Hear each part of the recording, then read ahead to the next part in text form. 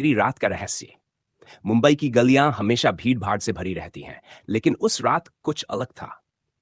बारिश की तेज बूंदों ने सड़कें खाली कर दी थी। एक छोटी गली के अंत में एक पुरानी हवेली में अजीब सी खामोशी थी।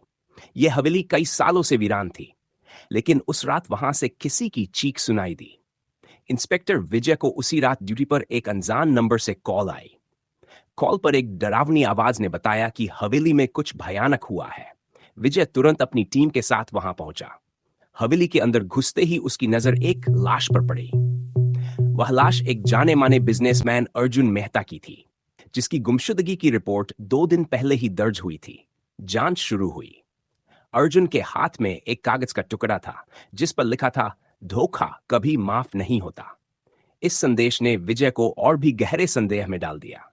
अर्जुन की पत्नी रिया को पूछताछ के लिए बुलाया गया। रिया ने बताया कि अर्जुन के कई दुश्मन थे, खासकर उसके बिजनेस पार्टनर राजन। विजय ने राजन से बात की। राजन ने बताया कि अर्जुन ने उसे किसी बड़े प्रोजेक्ट से धोखा देकर बाहर कर दिया था, लेकिन उसने अर्जुन की हत्या से इनकार किया। मामले की गुत्थी और उलझती जा रही थी। विजय को हवेली में एक छिपी हुई तिजोरी मिली, जिसमें पुराने दस्तावेज और एक डायरी थी। डायरी में अर्जुन ने लिखा था कि उसे किसी पुराने राज का पता चल गया था, जिसे अगर बाहर लाया जाता तो कई लोगों की जिंदगी बर्बाद हो सकती थी। विजय ने समझा कि हत्या का कारण यह राज हो सकता है। डायरी के पन्नों से यह साफ हुआ कि अर्जुन को एक ऐसा रहस्य पता था जो उसके बहुत करीब के लोगों से जुड़ा था। जांच के दौरान विजय को यह पता चला कि अर्जुन की मौत के दिन रिया और राजन दोनों हवेली के आसपास देखे गए थे। यह संयोग नहीं हो सकता था।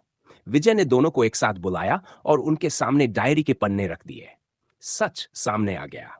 रिया और राजन ने मिलकर अर्जुन की हत्या की थी।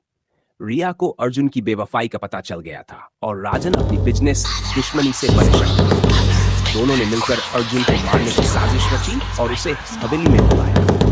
अंत में विजय ने दोनों को गिरफ्तार किया। वह हवेली जो अंधेरे रहस्यों से घिरा था, अब एक अपराध स्थल बन चुकी थी।